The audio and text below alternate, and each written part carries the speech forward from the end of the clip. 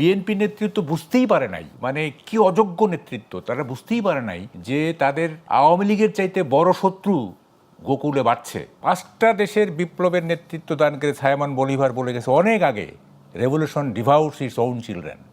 বিপ্লব তার নিজের সন্তানদের খেয়ে ফেলে।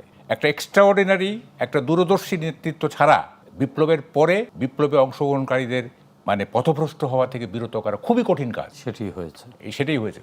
সেই ধরনের নেতা আমরা পাই নাই যে বিপ্লব তার সন্তানদের খেয়ে ফেলবে, এই না খাওয়া যে খেয়ে ফেলতে না পারে, এই জন্য যে নেতৃত্ব দরকার ছিল সেটা পাই নাই। Doctor Yunus is not that kind of leader. ঠিক আছে, এই জন্য ডক্টর ইউনূস তো লিডার, আমি বলছি নিজেকে ডিক্লেয়ার দেখেন খুব বাজে অবস্থায় চলে গেছে কিন্তু দেশ। কি এখন কি দাঁড়াচ্ছে জানেন? আমি তো ফেসবুক খুলে দেখি, এখন হচ্ছে স্লোগান হচ্ছে মরো মারো ফাটো ফাটাও আগাও, এই হচ্ছে স্লোগান। মানে আমি এটাকে মানে সামারাইজ করলাম। আর বক্তৃতা হচ্ছে যে কোরআনে আছে আগে মারো তারপরে মরো, এই ধরনের বক্তৃতা হচ্ছে। এগুলি ফেসবুক খোলাই যায়। দেখেন এই যে এখন যে অবস্থাটা না, এই অবস্থাটা বিএনপি নেতৃত্ব বুঝতেই পারে নাই, মানে কি অযোগ্য নেতৃত্ব, তারা বুঝতেই পারে নাই যে তাদের আওয়ামী লীগের চাইতে বড় শত্রু গোকুলে বাড়ছে। হ্যাঁ, তারা আওয়ামী লীগকে টার্গেট করে আছে। তারা বুঝতে পেরেছে। আজকে তো তারেক রহমানের বক্তব্য এটা পরিষ্কার। His too late. তারা 2001 সালে দুজন জামাতের লোককে মন্ত্রী করে নাই। তারপর 5ই আগস্টের পর আমরা কি দেখছি?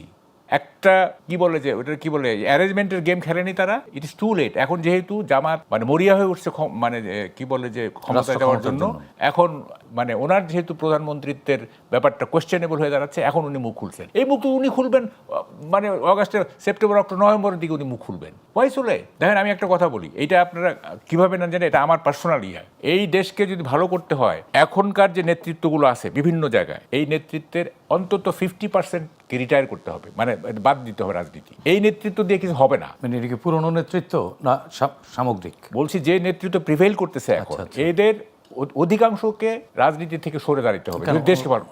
কি মানে কোন কারণে সরে দাঁড়াবে বলতেছি আমি, সরে দাঁড়াবে। ফেল করতেছে সবাই, কেউ তো জাতিকে তো লিড করতে পারতেছে না কেউ। হ্যাঁ দেখেন, স্বাধীনতার আগে বঙ্গবন্ধু আমাদের লিড করছে, তাই না?